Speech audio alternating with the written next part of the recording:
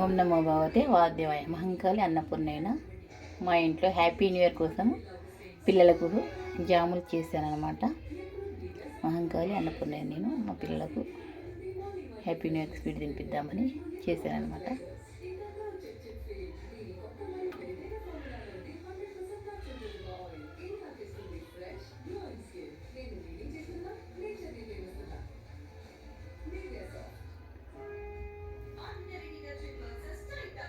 ఒక 3 పావు కేజీల కొవ్వుతో తయారు చేశాను.